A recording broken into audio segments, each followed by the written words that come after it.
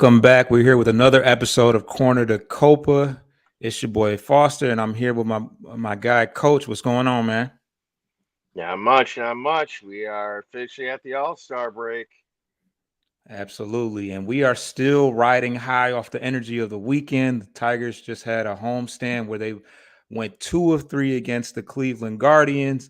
No, 3 of 4 against the Cleveland Guardians. And then took 2 of 3 over the weekend against the LA Dodgers in front of a nearly sellout crowd. I got to say that everybody is, especially this weekend, I was in attendance for the last 2 games of the series, and everybody did their part. Everybody played the hero in one way, shape, or form. Even Kenta Maeda, who was moved to the bullpen over the weekend. He had a masterful performance, even striking out Shohei Ohtani at one point in the game yesterday. But once again, the young players stepped up in the end. If you're watching the visual, you'll see the team celebrating their second of 2 walk-offs, which concluded with 2 bunt base hits with errors. But yeah, Wenceel Perez, Ryan Velade had some big hits. He hit a home run on Saturday. Colt Keith had a great performance. Malloy had a pinch hit RBI in the 9th inning of yesterday's game. Just a full joint effort from the entire team, and I feel like it's really put a shot in the arm of the culture, and just the whole the whole city of Detroit was on fire this weekend. Obviously, there was a lot more people down at the ballpark to view the LA Dodgers and Shohei Ohtani and Freddie Freeman and and as well as our players as well. I can't forget about Gio Urshela, who had a walk-off home run in the in the extra inning game, where we were down 9-4 in the 9th inning. We clawed back, had a big defensive play from Alex McKinstry, who was able to turn a double play with Colt Keith, and from there they were able to move the runners over, and they brought the left fielder in as an additional infielder, and then Urshela hits a bomb to end the game anyway. So very exciting, and it'll be interesting to see how they play it, because they have a lot of momentum. We knew there was going to be a lot of there. This was a make or break situation with the first place team in the AL Central, Cleveland Guardians, coming in, and then of course we were going to have a tough series ahead of us against the Dodgers. And to be honest, we could have swept both those teams if you really break those games down and look at how close the games were. We had an opportunity in every last one of those games. We clawed back. We were down in both of the last 2 games in LA, and we just showed that resilience that we've often showed just when people think that the Tigers are out of it and it's time to sell and get rid of and start all over again. They continue to make things happen. But Coach, how are you feeling, and where are you? Where are you at? Mentally, with where we're at right now. Well, obviously they've been on a little bit of a hot streak here. Once they ran in, we got away from home a little bit, and then they went to Cincinnati after that series against the Angels out west. And that kind of got their momentum going. Sweet. They've been scoring more runs lately too. Every game has been pretty close for the most part. There hasn't, aside from what could have been a blowout in that game that they forced extras in the bottom of the ninth. There it was clicking a little bit more. And as we sit right now, they're still fourth in the division, 12 games back. They did gain 3 games in the last week. However, they've only gained only a half a game to the last wild card spot. So, it's a tall mountain to climb if they're not going to gain as many back. Because they almost have the same amount of teams they're chasing for the wild card. I think 2 more are ahead of them versus the other 3 divisional opponents that they're behind right now. So I would hate for it to come down to a division or nothing, but I think that's pretty much what we had said at the beginning of the show, I didn't think they were going to be good enough to be a wild card. It was going to have to be a divisional pennant in order to get into the playoffs this year. But not to put the buggy in front of the horses here, but it does kind of stink that they've got this break now. Like you said, they have momentum, but momentum is only as good as your next day's game, and they're not playing till Saturday. Right. So, Yeah. guys maybe are a little playing with a little more or a little less maybe anxiety or nerves, knowing that they've got this break going. A lot of these guys that don't participate in anything all-star related usually go on vacation. It's a nice time for them to take their family, go on vacation, or they go home, see folks and family back home. A little getaway time, reset mentally. So it is a little frustrating that they start to catch some downhill momentum here and fight just to have to put a firm 6-day stop on it. But again, we're missing some guys in the rotation. Dodgers missing Mookie Betts. It like you said, it could have gone either way. They could have gotten swept. We could have swept them. The Indians, or sorry, Guardians series was a little interesting considering the Reds had fallen off quite a bit in the series before they hosted Cleveland. So I didn't take too much stock in the Reds series, although the fact that their pitching was phenomenal. Obviously, they held them, I think, to under like 8 total runs in the entire series, and they scored 4 or 5 in almost every game in that series. Um, Cleveland was impressive. I think they obviously still need some starting pitching. Their bullpen is fantastic, but they need to shore up their starting pitching. And obviously, if you can't get into your bullpen with a lead, your bullpen's not going to be in position to hold down that game for you. So it'll be interesting. Obviously, the trade market will be a little more abuzz starting this week as GMs and front office management get together down in Texas for the All-Star festivities Right. and whatnot. So Jack Flaherty's name will be thrown out there for sure. It's just you would hate to see him to go to a rival team in the division. That would absolutely suck. But again, he's just a rental, and I don't know if Cleveland or if Minnesota were to get him, if they were just going to offer an extension before their season was over with him. But a lot, a lot to look forward to. A lot could happen, may happen. This is kind of what it feels like when a team looks like they may be somewhat sellers. They're not quite in. I mean, yeah, they're in the hunt technically, but there's a good amount of teams ahead of them. So this could go one way real quick, or could start to continue that momentum coming out of the break, even if it's just win a series, lose a series, win a series, lose a series, because we had gone so long without winning a series. Now we've won 3 in a row, and it's like, okay, we beat the first place Guardians, top 3 team in the American League, arguably. Not necessarily a complete team, but still obviously a very good team. And then the Dodgers, who arguably have probably one of the best offenses in the entire major league. Even without Mookie, you saw how lethal they were, even without perennial all-star and Mookie. So it's interesting. I'm kind of hoping that we don't have a total repeat of last year, where we were great down the second half stretch, but it didn't really get us in position to do anything except just a lower draft pick.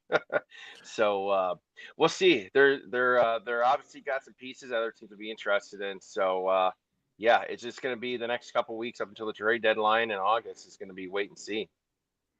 Absolutely. And the one caveat to how things went last year, we went into the All-Star break last year losing to the lowly Oakland A's. So we had Yep. already kind of made our bed as it relates to momentum going into the All-Star break. So things are a little bit different.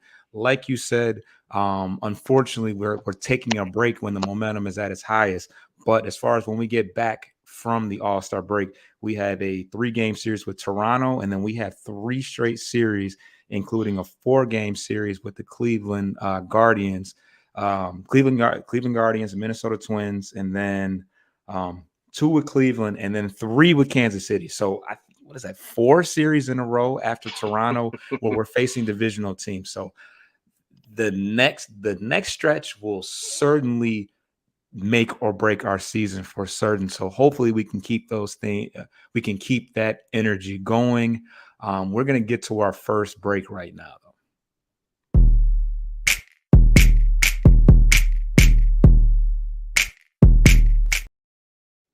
All right, Coach. Let's get into the roster and injury updates. Yeah, pretty short for the past week. Nothing, if anything, just the last couple items were more recently that we saw over the weekend. But on the 9th, last week, Sawyer Gibson Long had successful surgery for his left hip labral repair. Of course, he's out for the year. Probably not expected to start rehab until possibly at the end of the season. So I would expect maybe if he gets cleared in time for baseball activities, they might end up doing some Latin American or Mexican winter league just to get some reps in ahead of the spring training for 2025. But obviously, the bigger, more impactful news of note was that both Baez and Canna, I believe, left Saturday's game against the Dodgers for different reasons. Both are listed day to day. And Tigers management came out today and said that they do not expect either player to land on the IL. Obviously, they will both be getting that additional 5 days off between now and Saturday before they resume in Toronto. So that's pretty much it. Just a couple other guys that are still hurt. We're doing some light jogging and non-baseball activities, but in terms of on track to their return. Nothing of significant note aside from that. All right, and we're going to get right into the Down on the Farm update. Jake Holton from the Double A Erie continues to rake down there. He had 2 home runs in consecutive games. I believe it was on Wednesday and Thursday, and then had an additional home run on Sunday. So he continues to make some noise, even with Hyu Lee out of the lineup. Hey, first base of the future. We currently don't really have one, and you can't help but continue to pay attention to a guy that's making some noise and hitting for some good power. So just a guy to be on the lookout for. A lot of these guys that we've been talking about throughout the weeks have popped up in a lot of the call ups to AAA and to the majors. So it definitely can't just thumb your nose at some of these guys. Jace Young hit 2 home runs on Friday. Dingler hit a home run on Friday as well. And in addition to that, Navigato and Kreidler went yard over this weekend. It's good to see Kreidler kind of bounce back after being sent down. You sometimes see that you sometimes see that not backlash, but you kind of see the ill effects of that frustration when you get sent down. But obviously, he's continuing to do his part. And Navigato, obviously, honestly, could be the next guy called up in the event that there's some injury. He's been consistent throughout the entire year. We've seen what good productivity at the AAA level has done for guys like Vlade, who is now up with the team. And I don't see him. Oh, well, we know Meadows. We know Meadows will probably be back soon. He's going to get an extended period of of time off where he's not missing games due to the All-Star break. But the way that Vlade has performed at the plate, hitting for power, hitting for average, hitting to all fields, you'd be hard pressed to find a reason to send him down given that type of production. But it is a numbers game, and you kind of gotta it's a numbers game. That's all I can really say. And as much as I get ready to say, well, you could always send down Alex McKinstry.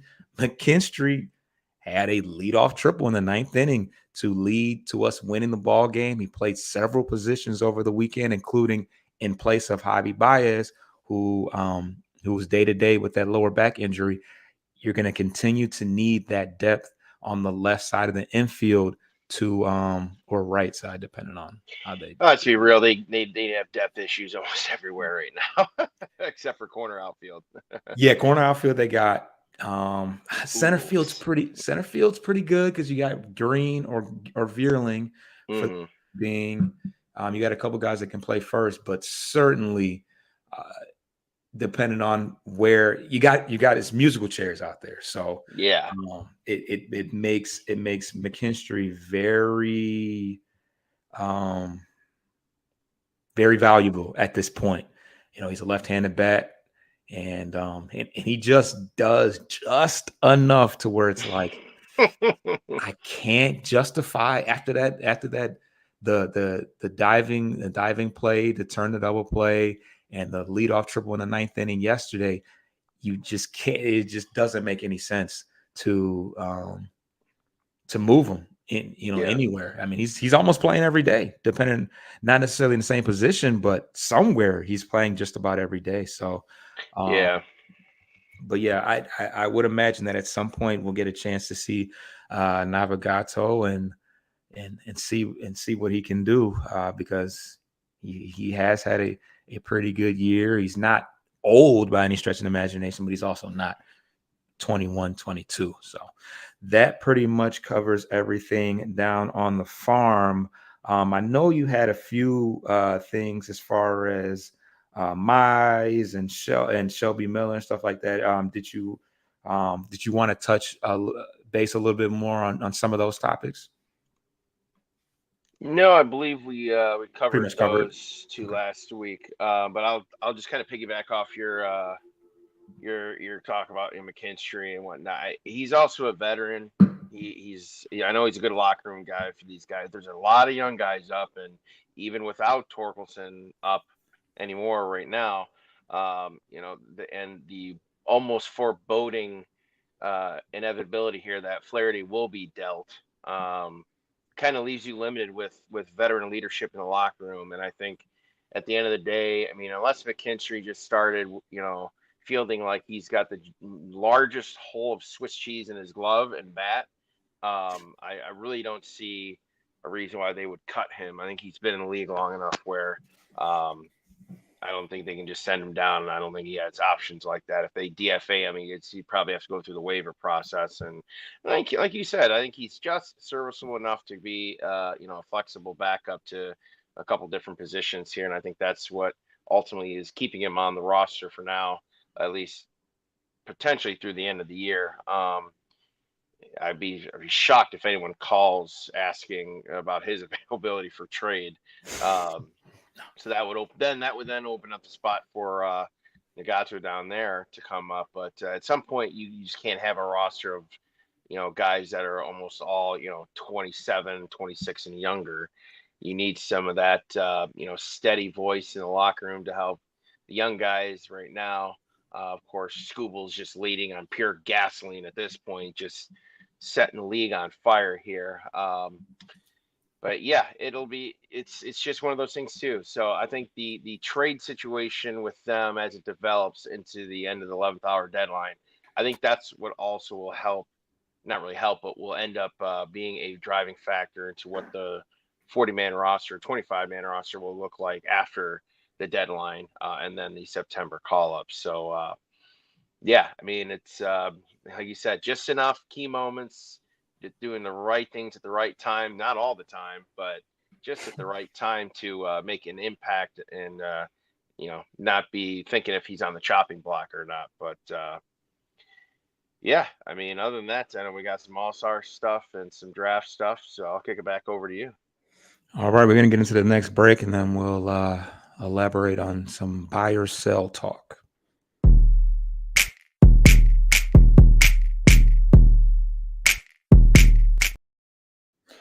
All right. So emotions are high. The positivity is has not been this way since the very beginning of the year when we started off by beating up on the White Sox and the Mets and a few other teams that were struggling at that moment. Do you we talk about how when the Tigers can consistently score, even when we just score 2 runs, I think we be above 500 record. Obviously, Yeah. been a pretty decent sample size over the last 3 series that would suggest that this is a trend that we could possibly keep going, especially when you're talking about elite top tier talent. Does this not change, or does this not put any more pressure on the higher ups in the organization to possibly be a buyer, despite the fact that we are still behind, in fourth place in the division and behind a lot of teams in the wild card race? Does that not put any more pressure on guys like Scott Harris to possibly pull the trigger, knowing that the pitching is statistically probably going to continue at its current trend, barring a trade of one of our major pitchers, not put any pressure on them to go and get maybe that one more or two more bats that can take us, to a point to where we are really applying pressure in um in the playoff race.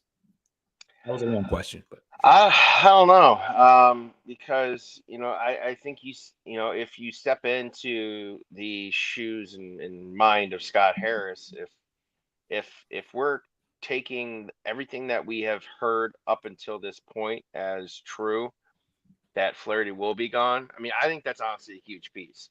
If you're dealing Flaherty to get someone back that's on an MLB roster now, um, that that it kind of takes a hit, because even if you get a bat back, okay, you're trading offense for pitching.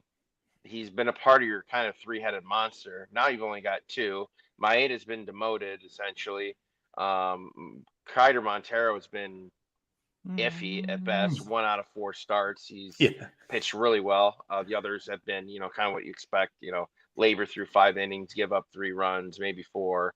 Nothing crazy, but um, we like to say that pitching wins championships, but Lord knows we saw that happen at the end of the run last decade, where we got freaking swept by the Orioles with 3 eventual World Series champions pitching that did not get a win in any of those games. And Scherzer, Verlander, and I think Porcello or whoever, Anibal Sanchez, like it's you know uh, even your best hitting or pitching may not necessarily be on that day against a good hitting team.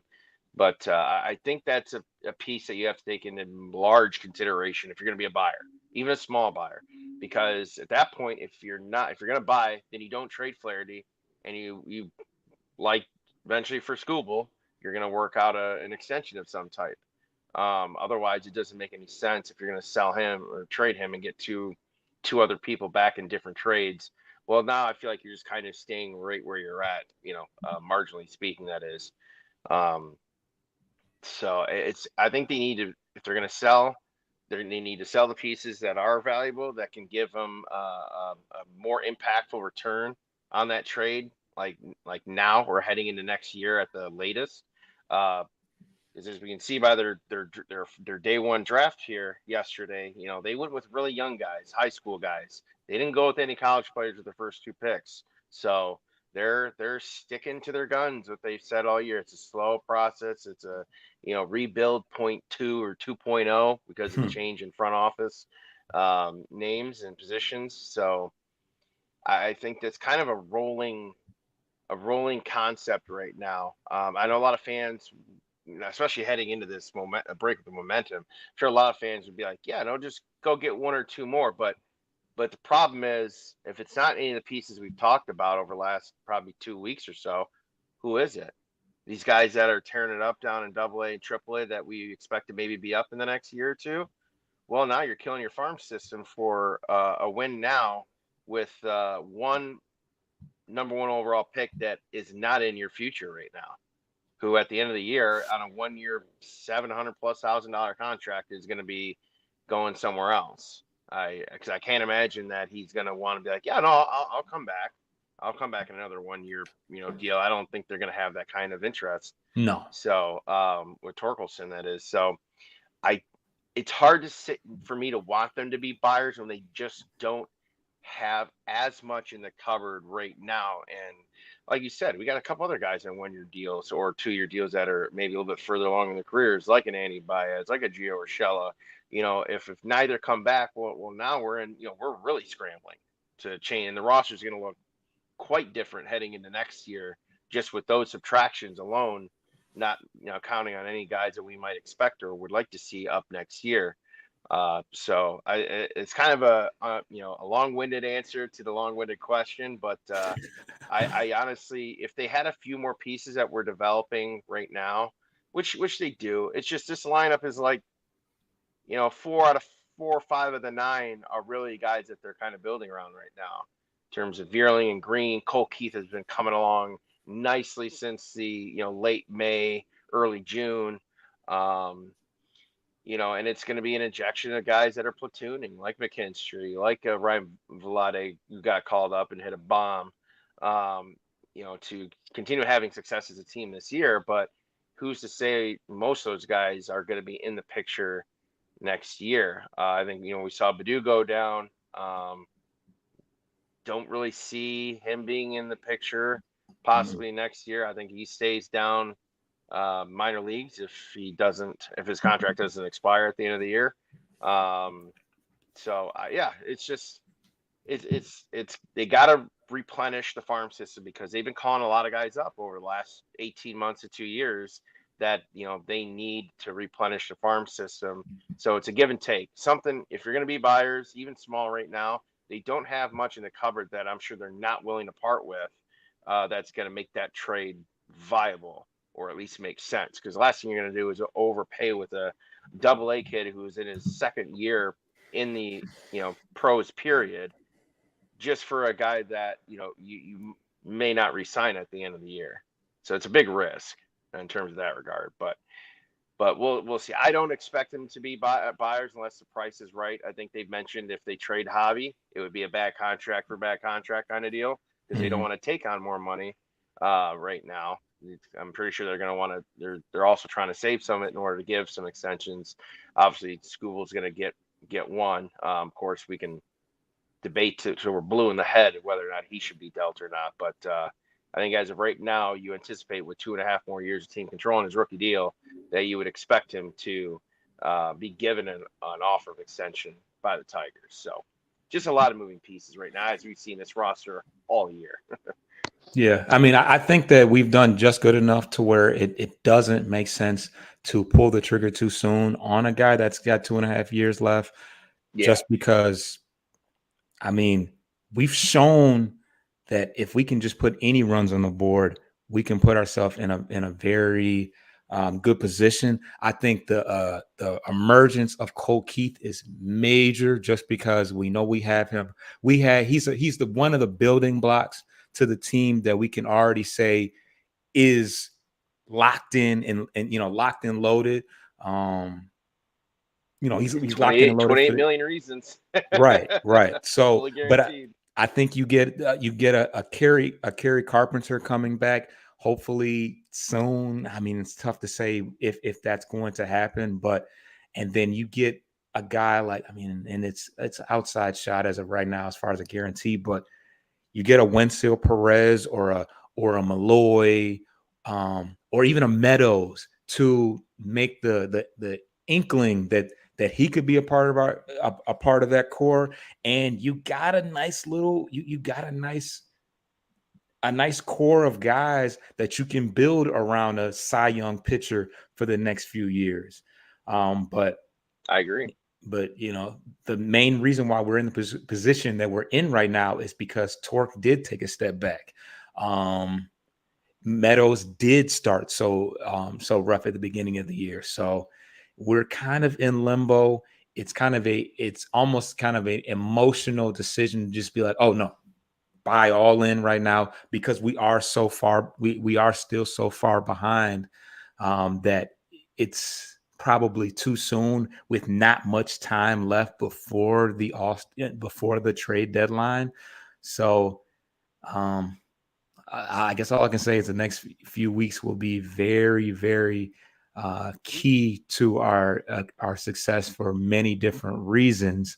But we're gonna get into the last break, and then we are gonna talk about the draft and the All-Star game.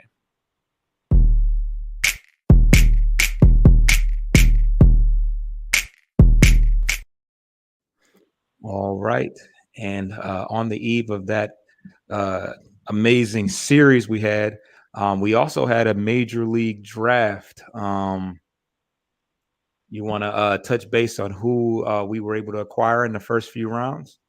Yeah, so we'll talk about the day one picks here. I know it's been going on day two picks here, probably for the last hour and a half, maybe 2 hours or so. But I only want to just touch on the first round and second round pick and a couple local notables that also went day one. But with the Tigers' first round, they picked number 11, shortstop Bryce Rayner, out of California, Harvard Westlake High School, was rated the highest high school ranked player in his class, 6'3", bats left, throws right. He has comparisons, they say, that the scouts, to Corey Seager. So whenever you're in a conversation in comparison to a former World Series MVP, it's pretty good company to be in. Obviously, that's can't always take that straight to the bank, but you can tell they're trying to replenish some of their infield spots, as we've seen their outfield pieces coming along over the last few years here. They're pretty set in the outfield position mostly, so they're not focusing on their middle infield in that regard. In the second round, 49th overall, they took another high school kid, right-hand pitcher Owen Hall from Edmond North High School out of Oklahoma, currently committed to Vanderbilt. Very respectable college baseball program. But they're unsure if he will, like Faedo, opt to stay the college route, and then they only have a short time before they have to redraft, potentially. So we'll see what he decides to do. But his biggest thing was he topped out around 98 miles an hour from the right side. So he's a little bit older in his class. He's not the oldest, but yeah, so they went in and got a right-hand pitcher and a shortstop with the first two picks. Probably on the next show we'll encompass a bit more of their full draft highlights and comment on that. But briefly as well, I wanted to touch on two other local players in Michigan who went day one. I think the most notable one, the state champion Northville Mustangs outfielder Dante Nori, who is the oldest high school player in the class at 19, believe it or not. He's actually one of, I think, two kids on the team that are 19. The state championship team went to the Philadelphia Phillies at the number 27. Yeah, number 27 overall. And then Okemos, just outside of Lansing, shortstop Caleb Bonnemer went to the Chicago White Sox. Excuse me, I had a frog in my throat.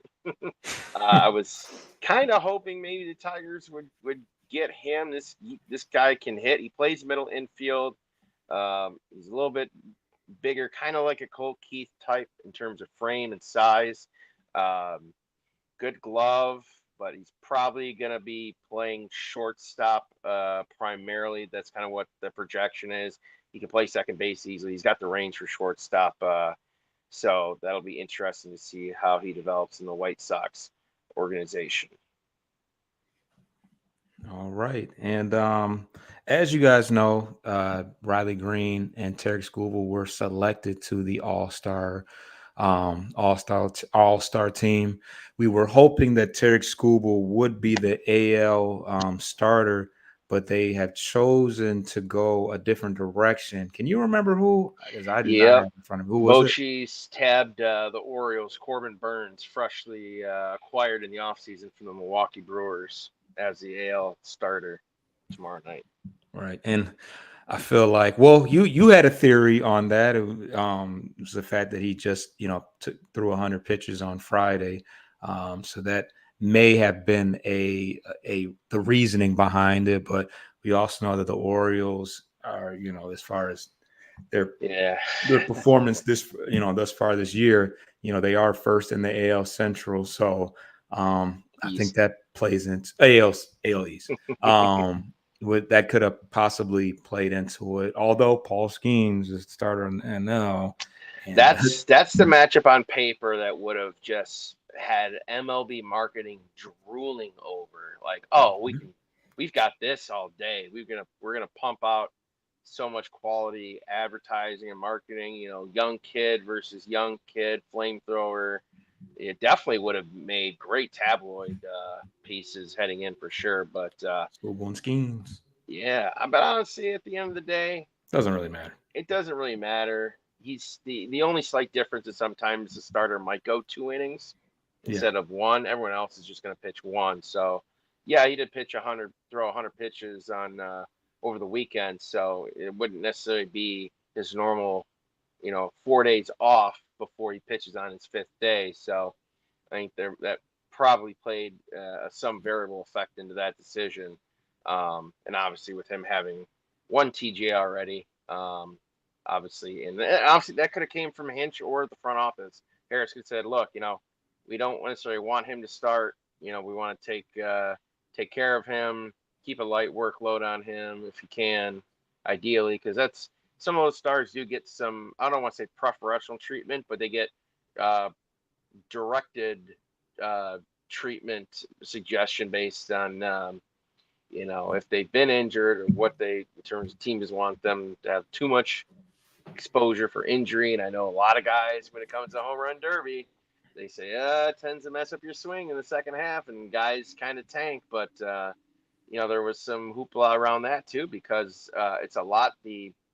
There was a high percentage of first-year All-Star selections this year, a very high percentage.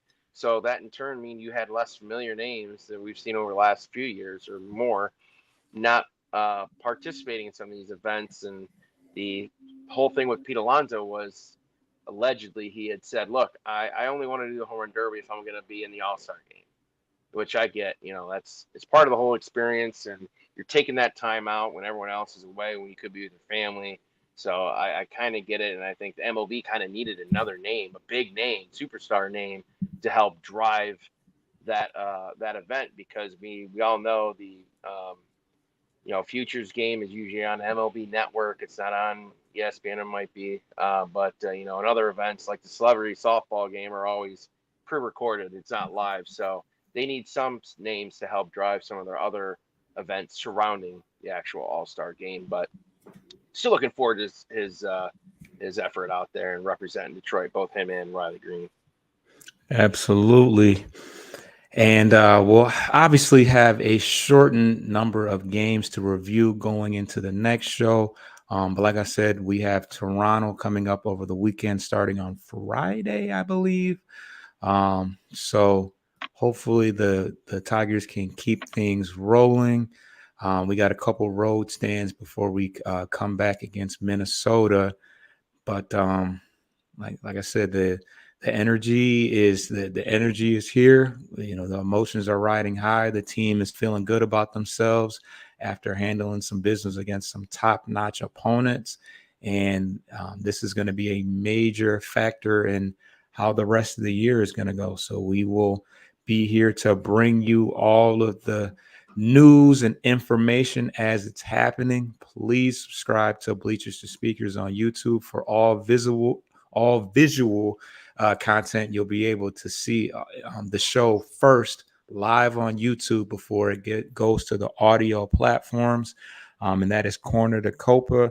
I appreciate all the new listeners and subscribers to the channel. I definitely, when I come across a avid Tigers fan, whether I'm at home or away, and I appreciate you guys tuning in and being a part of the experience, because the results are going up, man. We are creeping up on 500 downloads right now. Overall downloads. If those that are on the Bleachers to Speakers channel, that's where we started uploading the Corner to Copa shows before it was Corner to Copa. So a lot of our downloads went to the football channel, obviously. But now that we have our own channel, we're starting to build a fan base and accumulate downloads over there as well.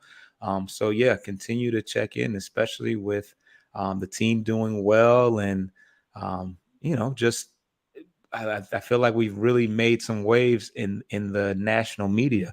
For no other reasons, we have the best pitcher in baseball, in my opinion, and one of the better outfielders as well. But we had some very electric comebacks this past weekend, and we all know that the Dodgers stay in the news. So we are making some noise. So any and everybody that is participating and a part of that experience, we get to all enjoy that as a team and as a fan base. But that was a long-winded, whatever. Plug in. We will, yes, we will be back next Monday with another show. Any parting words, Coach? No, just hope the AL continues their dominance in the All-Star game, as we've seen over the last several years, and hopefully maybe we get lucky and Riley puts us on the map and puts one into the seats. Absolutely. All right, you guys. Catch y'all later. We out. Take it easy.